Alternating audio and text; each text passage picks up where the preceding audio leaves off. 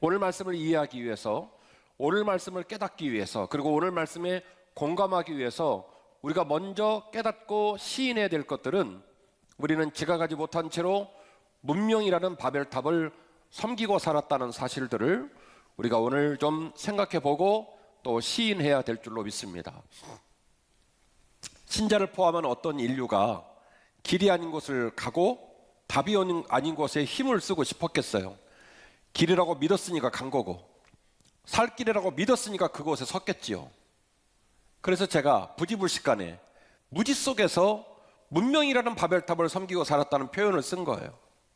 어떤 인류와 어떤 사람이 죽을 길을 가고 싶은 사람이 있겠습니까?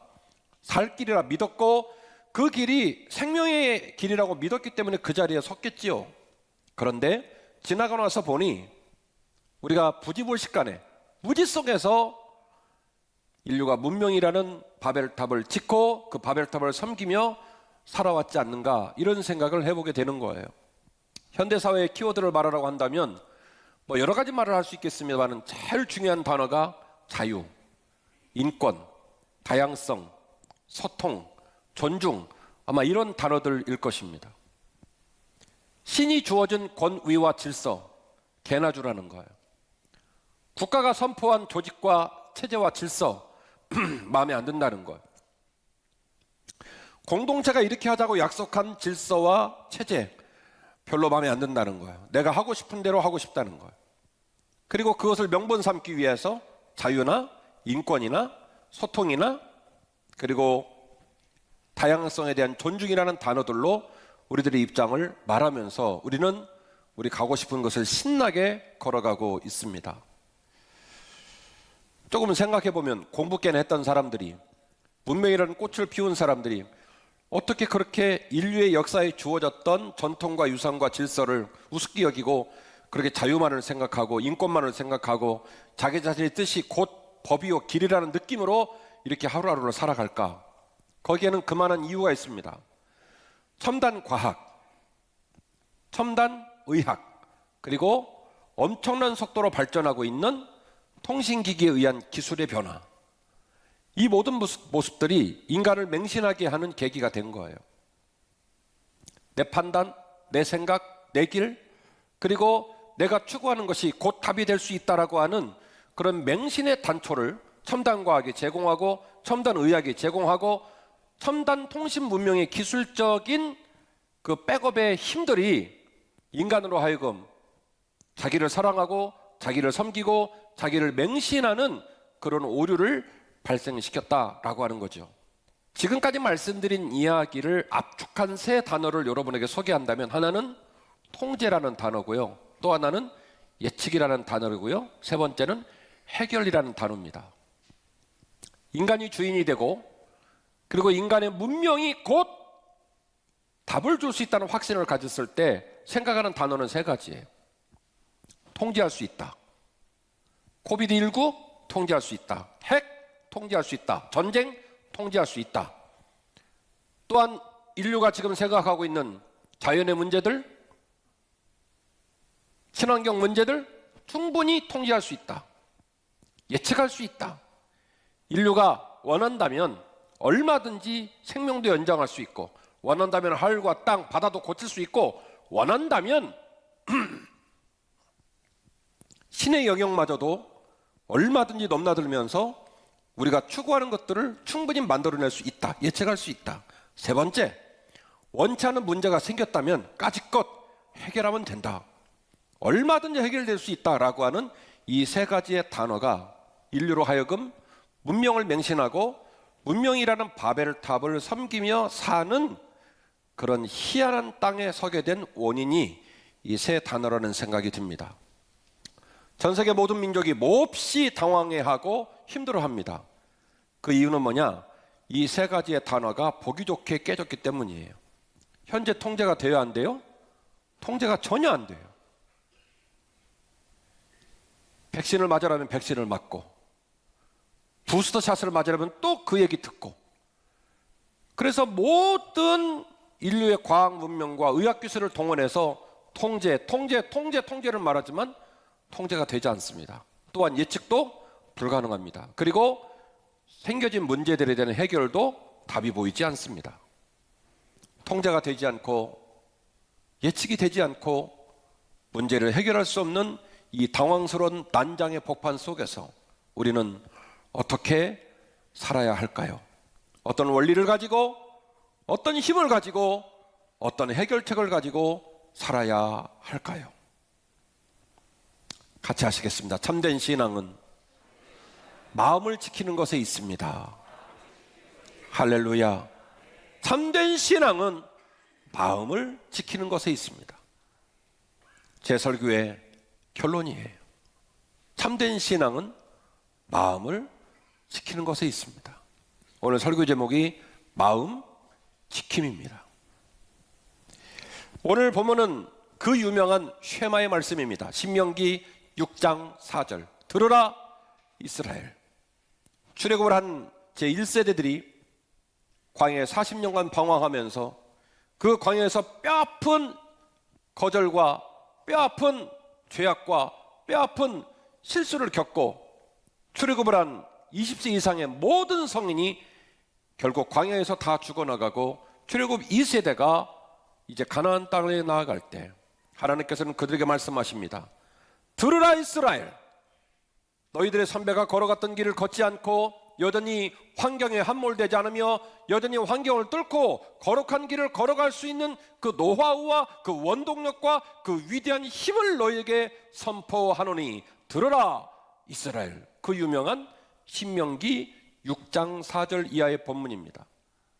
따라서 신명기 6장 4절 이하의 본문은 이스라엘 백성의 신앙 고백의 거룩한 뿌리고요. 그리고 이스라엘 백성이 이스라엘 모든 백성 자녀들에게 끊임없이 전달해야 될 자녀 교육의 중요한 지침입니다.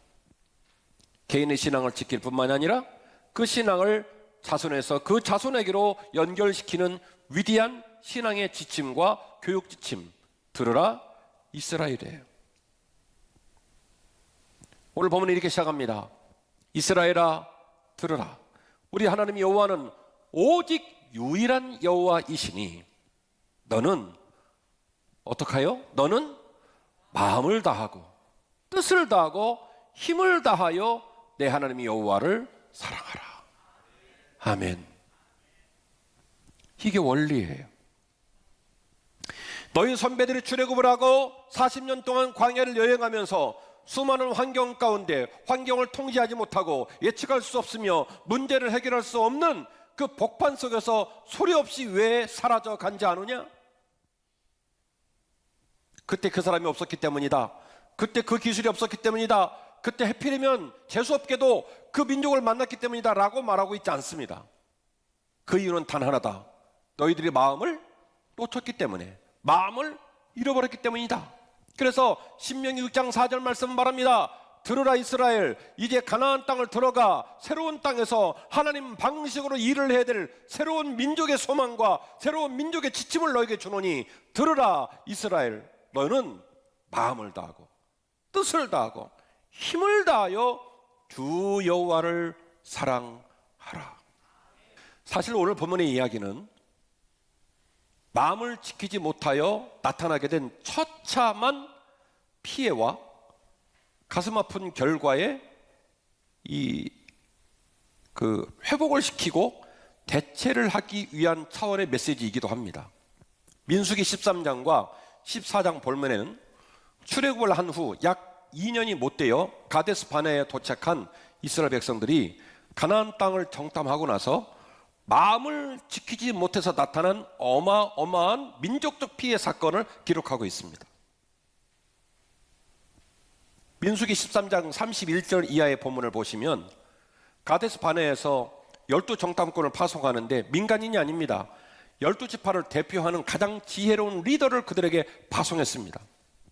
그들이 40일 동안 가나안 땅을 보고 와서 그 땅을 뭐라고 평가했느냐? 그 땅을 악평했습니다. 31절인데요. 그와 함께 올라갔던 사람들은 이르되 우리는 능히 올라가서 그 백성을 치지 못하리라. 그들은 우리보다 훨씬 더 강하니라. 이스라엘 자손 앞에서 그 정탐한 땅을 악평하여 이르되. 이어지는 본문 33절. 그래서 거기서 네피림의 후손인 아낙 자손의 거인을 보았나니 우리는 스스로 보기에도 메뚜기 같이 보인다 라고 그 땅을 악평했습니다. 왜 이 열 정탐꾼이 이런 말을 했느냐? 마음을 지키지 못했기 때문이에요. 이성, 합리성, 직관력, 경험치, 이 모든 걸 봤을 때 이건 답이 안 나온다는 거예요. 왜 이런 말을 하느냐? 마음을 놓쳤어요. 왜냐? 가나안 땅은 이스라엘 백성이 출애굽을 해서 막 걸어가다가 그냥 어느덧 어쩌다가 만난 땅이 아니에요. 하나님이 특정하신 땅이에요. 내가 너희를 출애굽시킨 이유가 이 이유다. 내가 너희에게 젖과 꿀이 흐르는 내 민족을 머물게 한 약속의 땅으로 내가 너희를 데려가겠다라고 말씀을 하셔서 간 것이지 그냥 가다가 발에 걸린 땅이 아니란 말이에요. 특정된 땅이에요. 그래서 하나님께서 그 땅을 왜 들어가야 되는지, 왜? 그 땅은 내가 너희에게 약속한 땅이라고 말씀을 하셨기 때문에 들어가거든요. 그러면 사실은 그 땅을 볼 때 거룩한 선글라스, 아름다운 선글라스를 끼고 봐야 돼요. 그게 바로 뭐냐면 하나님 주신 약속의 마음이에요. 아멘이시죠? 그냥 만난 땅이 아니니까 하나님이 약속의 거룩한 선글라스를 끼고 그 선글라스, 그 거룩한 비전, 그 아름다운 비전의 선글라스를 끼고 그 땅을 봐야 돼요. 그래야 마음을 지킬 수가 있어요. 그런데 그들은 지극히 인간적인 눈으로 그 땅을 봤습니다. 네피림 족속, 아낙 자손, 성이 거대하고 숫자가 많고 그리고 무기는 철기 무기고 모든 걸 보았을 때 그 땅은 도저히 못 들어가는 땅이다. 그래서 그 땅을 악평했습니다. 그리고 자기들을 아주 그냥 처참하게 내리깔아서 말하기를 우리는 그들 앞에서 마치 메뚜기처럼 보인다라고 얘기를 한 거예요. 약속에 담긴 마음을 끝내 못 지키고 그들은 환경에 무너지고 말았습니다. 그들의 직관적인 판단에 소리 없이 무너지고 말았습니다. 그리고 그 이야기를 전달받은 모든 백성들은 역시 약속에 담긴 그들의 마음을 지키지 못하고 그 논리와 그 직관적 소식에 집단적으로 무너지고 말았습니다. 14장 1절입니다. 온 회중이 소리를 높여 부르짖음에 백성이 밤새도록 통곡하였다. 열 정탐꾼도 마음을 못 지켰고 나머지 온 백성도 열 정탐꾼의 전달하는 소식을 듣고 또 뭘 못 지켰어요? 뭘 못 지켰어요? 마음을 못 지킨 거예요. 그런데 이 어둠의 복판에서 끝까지 마음을 지켰던 두 사람이 등장을 합니다. 잘 아시는 여호수아와 갈렙입니다. 이들은 어떤 언어를 썼을까요? 14장 5절입니다. 모세와 아론이 이스라엘 자손은 온 회중 앞에 엎드린지라. 왜 엎드렸습니까? 돌에 맞아 죽기 직전이에요. 끝장나게 생겼어요. 그 땅을 정탐한 자 중 눈의 아들 여호수아와 여분네 아들 갈렙이 자기들의 옷을 찢고 그리고 온 이스라엘 회중에게 다음과 같이 말합니다. 우리가 두루 다니며 정탐한 땅은 심히 아름다운 땅이다. 여호와께서 우리를 기뻐하시면 우리를 그 땅으로 인도하여 들으시고, 왜 이 말을 합니까? 주께서 그렇게 하겠다고 약속을 하셨어요. 그냥 가다가 만난 땅이 아니에요. 주께서 말씀하셨어요. 하나님 말씀하셨어요. 내가 너희들을 그 땅에 들이기 위하여 출애굽을 시켰다. 그 어떤 시련과 역경이 있다 할지라도, 통제가 되지 않고 예측이 되지 않고 문제를 해결할 수 없는 폭발에 섰다 할지라도 나를 믿을 것은 내가 반드시 너희를 그 땅으로 인도하여 드릴 것이다. 이 믿음을 여호수아와 갈렙이 고백한 거예요. 여호와께서 우리를 기뻐하시면 우리를 그 땅으로 인도하여 드리시고 그 땅을 우리에게 주실 것이다. 이는 과연 젖과 꿀이 흐르는 땅이로다. 할렐루야. 결국 여호수아와 갈렙은 판단력이 없었던 것이 아니라, 지혜가 없었던 것이 아니라, 직관력이 없었던 것이 아니라, 판단력이 있죠. 직관력이 있죠. 지혜가 있죠. 합리적이고 논리적이죠. 그러나 그 모든 것들보다 더 깊은 곳에 있는 더 강력한 힘을 붙들었는데, 그것이 바로 뭐냐면 하나님을 향한 그들의 마음이었어요. 앞서 제가 오늘 좀 어려운 얘기하면서 설교 시작했죠. 인류가 문명을 맹신하고 문명이라는 바벨탑을 섬기고 살고 있는 것 같다. 오랜 세월 우리 인류에게 주어진 신의 약속, 신의 명령, 공동체의 질서, 권위, 전통과 체제, 개나 주라고 얘기하고, 오직 자유, 인권, 다양성, 소통, 내가 곧 길이요 진리요 생명이라는 말이 우리 인간들의 고백이 되고 말았어요. 가고 싶은 대로 가고 하고 싶은 대로 하는 거예요. 왜요? 두렵지 않아요. 얼마든지 과학을 가지면, 첨단의 의학을 가지면, 정보통신 기술을 가지면 얼마든지 인류도 지구도 삶도 우주도 얼마든지 맘만 먹으면 통제할 수 있고 예측할 수 있고 해결할 수 있다고 믿는 그 문명의 자신감 때문이에요.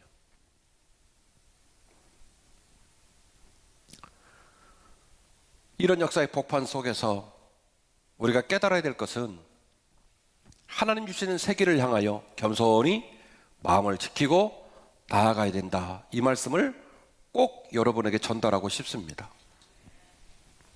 결론입니다. 우리의 마음을 지키고 오늘을 반드시 이겨내야 할 줄로 믿습니다. 마음을 지킨다라고 하는 이야기를 화두로 꺼냈을 때 떠오르는 또 다른 본문이 하나 있죠. 잠언 4장에 있는 본문입니다. 잠언 4장 20절, 내 아들아 내 말에 주의하여 내가 말하는 것에 내 귀를 기울이라. 그것을 내 눈에서 떠나게 하지 말며 내 마음속에 지키라. 그것을 내 마음속에 지키라. 그것을 얻는 자에게는 생명이 되며 그의 온 육체에 건강이 됨이니라. 무릇 모든 지킬 만한 것 중에 더욱 너의 마음을 지키라. 생명의 근원이 이에서 남이기 때문이다. 구부러진 말을 내 입에서 버리며 삐뚤어진 말을 내 입술에서 멀리 하라. 사랑하는 형제들아, 사랑하는 자매들아, 인생을 살면서 직업도 중요하고 돈도 중요하고 자리도 중요하고 사람도 중요하고 모든 것이 중요하다고 생각이 되겠지만 그 모든 것들 중에 네가 힘써서 지켜야 될 것이 있다면 너희의 마음을 지키라는 거예요. 왜냐? 모든 생명의 근원이 그 마음에서 솟아나기 때문에. 그리고 마음을 지킨다는 말의 가장 중요한 실천적인 의미는 뭐냐? 내 입에서 구부러진 말을 버리고 내 입에서 삐뚤어진 말을 버리는 것이다 라고 얘기하는 거예요. 여러분, 마음을 지킨다라는 말 되게 추상적인 말 같죠? 구체적인 말입니다. 여러분, 사람이 마음을 지키는지 못 지키는지 어떻게 알 수 있어요? 그 사람 말을 들어보면 알 수 있어요. 네가 네 마음을 지킬 것이다 라는 말은 무슨 얘기입니까? 그 사람의 말을 지키는 거예요. 말이 삐뚤어지지 않도록, 말이 구부러지지 않도록 말을 잘 하는 걸 보면 그 사람이 지금 뭐 하고 있는 거냐면 마음을 잘 지키고 있는 거예요. 내 눈은 바로, 이어지는 본문입니다. 내 눈은 바로, 이 바로란 말은 히브리 말로 노카흐라고 하는 말인데 똑바로란 말이에요. 이 바로라는 말은 제가 이전에 설교 정진정양을 말했듯이 똑바로란 말은 진리의 방향을 말하는 거예요. 노카흐, 바로 진리의 방향을 말하는 것이고, 바로 보며 내 눈꺼풀은 내 앞을이라는 말은 히브리 말로 내게 내까라고 한 말인데 사물의 맞은편을 말하는 거예요. 그게 무슨 얘기입니까? 정리를 하면 똑바로 있는 너의 진리, 하나님의 마음, 하나님의 말씀 앞에 그 바로 앞에 누구를 둬라? 너를 두라는 거예요. 너를 두라는 거예요. 그래서 27절, 26절 네 발이 행할 길을 평탄하게 하고 네 모든 길을 든든히 하고, 27절 좌로나 우로나 치우치지 말고 내 발을 악에서 떠나게 하라. 어떻게 할 수 있느냐? 하나님의 진리, 그 하나님의 진리에 똑바로 너를 세워서 그 진리를 보고 좌로나 우로나 치우치지 않고 네 발을 거기에 향하도록 하라는 거예요. 그리고 그걸 할 수 있는 힘, 원동력, 생명의 근원이 뭐냐면 마음을 지키는 것이라는 거예요. 유명한 주석가 딘 테일러는 이 본문을 다음과 같이 해석을 했습니다. 인생을 살다 보면 부, 영광, 직위, 건강 중요한 게 많다. 그걸 지키려고 하는 것 나쁜 일 아니다. 딘 테일러는 말합니다. 그러나 참된 지혜는 이 모든 걸 지키기 위하여 그 모든 것보다 우선되고 그 모든 것보다 깊은 너의 마음을 지키는 것이 더 중요하다는 거예요. 오늘 본문에 이렇게 해석했어요. 직장과 사업장과 자녀와 건강과 물질과 많은 네가 지키고 싶은 것들을 지켜나가기 위하여 그 원리를 터득하고 그 원리에 근원된 힘을 붙들어야 되는데, 그것은 여호와 앞에 있는 네 마음을 잘 지키는 것이라는 거예요. 그러므로 마음을 지키고 그 마음으로 이겨내고 그 마음으로 사랑하며 이 어려운 난장을 우리는 잘 뚫고 나아가야 할 줄로 믿습니다. 전 세계 모든 민족이 우왕좌왕하고 있습니다. 우리 국민 중에 제가 이런 말씀을 드렸지만 70% 이상이 집단적 우울감을 안고 있대요. 힘든 것도 하루 이틀이고 어려운 것도 하루 이틀이지, 너무너무 힘이 든 시간이 길어지다 보니까 사람들 마음에 스트레스가 가득 찼다는 거예요. 우리는 죄인이고 스트레스 압박은 가득 차면 무슨 일이 벌어진 줄 아십니까? 요나를 찾아요. 괜히 미워, 원망하고 싶고, 내가 이렇게 스트레스 받고 내가 어려운 이유를 만든 사람이 다른 사람이라고 믿고 싶고, 그래서 막 상처를 주고 싶고 성질을 내고 싶고 관계를 깨뜨리고 싶고, 그리고 막 충돌하는 모습으로 하루하루를 살게 된다는 거예요, 자연스럽게. 그러나 제가 두려운 것은 우리가 어쩔 수 없는 코로나는 내비로 둔다 손 치더라도 우리가 우리의 마음 가운데 꼭 지킬 것은 정말로 잘 지켜야 되지 않을까라는 생각이 듭니다. 코로나19는 어떤 방식으로든지 끝날 거예요. 기업도 돌아오고 땅도 돌아오겠죠. 그런데 여러분, 잃어버린 사람은 회복이 안 돼요. 평생 동안 지켜왔던 내 거룩한 공동체, 나와 관계를 맺은 사람과의 관계가 깨져버리면 그거는 좀처럼 회복이 안 돼요. 부탁드립니다. 혹시 우리의 마음에 나는 피해자고 나는 억울하고 누군가는 가해자고 누군가는 얄미울 정도로 캔세라 즐겁다고 생각을 할지 모르겠지만 그건 사단이 주는 마음이에요. 모두가 피해자고 모두가 아프고 모두가 무거워요. 그래서 부탁드립니다. 여러분 마음을 잘 지키십시오. 구부러진 말을 입에서 버리고 비뚤어진 말을 입에서 버리시기를 주의 이름으로 축원합니다. 50보 100보 당신도 힘들고 나도 힘들고, 어쩌다 우리 모두가 이 무거운 짐을 지고 살아가는 삶의 자리에 대해서 상대방을 불쌍히 여기고 가엾게 여기고 손 내밀고 붙잡아주고 그렇게 걸어가기에도 힘든 발걸음이에요. 다시 말씀드립니다. 코로나는 끝날 것이고 대부분 모든 것들은 회복이 되겠지만 잃어버린 사람은 돌아오지 않습니다. 깨져버린 공동체는 회복하기가 쉽지 않습니다. 간절히 바랍니다. 마음을 잘 지키시기를 바랍니다. 그래서 환경 가운데 함몰되지 말고 하나님을 향한 사랑, 마음과 힘과 뜻을 다하여 그 사랑의 마음을 잘 지키시고, 인간과 인간의 관계에 대해서도 원망하거나 미워하거나 갈등하거나 정죄하지 말고 그 사람의 눈물을 헤아리고 그 사람을 불쌍히 여겨 함께 더불어 마음을 지키고 입술을 지키고 믿음의 길을 완주하는 저와 여러분이 되시기를 주의 이름으로 축원합니다.